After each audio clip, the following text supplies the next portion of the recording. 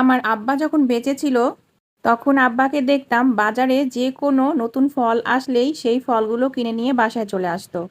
আর যখন বাজারে নতুন নতুন কোনো ফল ওঠে যেমন লিচু, তরমুজ, তখন কিন্তু এই ফলগুলোর বেশ চড়া দাম থাকে। তো ওই চড়া দাম দিয়ে আব্বা যখন কোনো ফল কিনে নিয়ে দাঁত কেলাইতে কেলাইতে বাড়িতে আসতো তখন আমার মা চিৎকার দিয়ে বলতো, কি দরকার ছিল এখন এই ফলগুলো কেনার? 2 দিন পরে কিন্তা হাতের কাছে টাকা পাইলেই শুধু হাত চুলকায়, তাই না?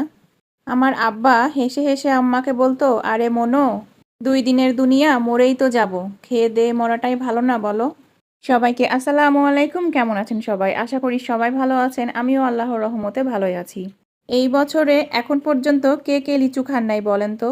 আর যদি বলি আমার কথা, আমি কিন্তু এ বছরে এখন পর্যন্ত একটা লিচুও খাই নাই। তাই দুঃখ করিয়া গতকালকে স্বামীকে বলেছিলাম, আব্বা বেঁচে থাকলে আব্বা আমার জন্য বাজারে সেরা সেরা লিচুগুলো পাঠিয়ে দিত। আমার এই আফসোসজনিত কথাটা আমার স্বামীর হয়তোবা মাইন্ডে লাগিয়াছিল, তাই আজকে বাড়ির দরজা খুলতেই দেখি অনেকগুলো টাটকা টসটসা লিচু নিয়ে হাজির আমার স্বামী। সুন্দর সুন্দর এই লিচুগুলো আমি দেখা মাত্রই আমার ছল্লা ছল্লা দাঁত বের করে দিলাম একখান হাসি। গ্রীষ্মকালীন যতগুলো ফল রয়েছে তার মধ্যে আমার সবচেয়ে বেশি ভালো লাগে আম, আর আমের পরে লিচু আর তরমুজ খেতে খুব খুব ভালো লাগে আমার। আর যদি বলেন কাঁঠালের কথা, উহা দেখলেই আমার পেটের মধ্যে মোচড় দেয়। কেন জানি কাঁঠাল আমি দু চোখে সহ্য করতে পারি না। তবে কাঁচা কাঁঠালের তরকারি খেতে আমার কাছে খুব ভালো লাগে।